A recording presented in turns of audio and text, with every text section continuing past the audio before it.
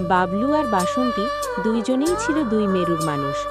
2022 সালে তারা ফোনের মাধ্যমে একে অপরের সাথে পরিচিত হয়। বাবলু বাসন্তীর সাথে প্রতিদিন কথা বলতো, তার দিনের গল্প শুনত আর তাকে হাসাতো। বাসন্তীর হাসির শব্দে বাবলুর দিন শুরু হতো আর তার রাত শেষ হতো। বাবলুর কাছে বাসন্তী ছিল সবকিছু। সে বাসন্তীর জন্য কিছু করতে পারলে নিজেকে ধন্য মনে করত। সে বাসন্তীর জন্য গান গাইত, কবিতা লিখত আর তার প্রিয় খাবার রান্না করে পাঠাতো। কিন্তু বাসন্তীর কাছে বাবলুর ভালোবাসা ছিল একটা সাধারণ ব্যাপার। সে বাবলুর সাথে কথা বলতো, কিন্তু তার হৃদয়ে বাবলুর জন্য কোনো অনুভূতি ছিল না।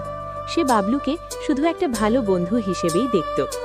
একদিন বাবলু বাসন্তীকে বলল, বাসন্তী, আমি তোকে খুব ভালোবাসি, তুই কি আমাকে একটু ভালোবাসবি? বাসন্তী হেসে বলল, বাবলু, তুই আমার ভালো বন্ধু।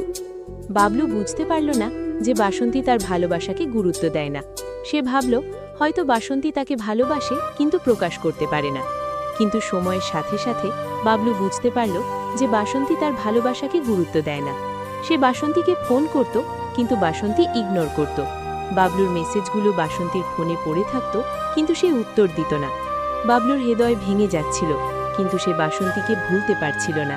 সে বাসন্তীর জন্য কাঁদত আর তার স্মৃতিগুলোকে মনে করে হাসত। বর্তমানে বাবলু আর বাসন্তীর মধ্যে রিলেশন নেই। বাবলু এখনও বাসন্তীকে ভালোবাসে, কিন্তু বাসন্তী তাকে ইগনোর করে।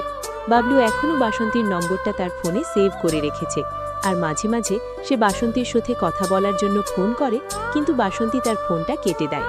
ধন্যবাদ।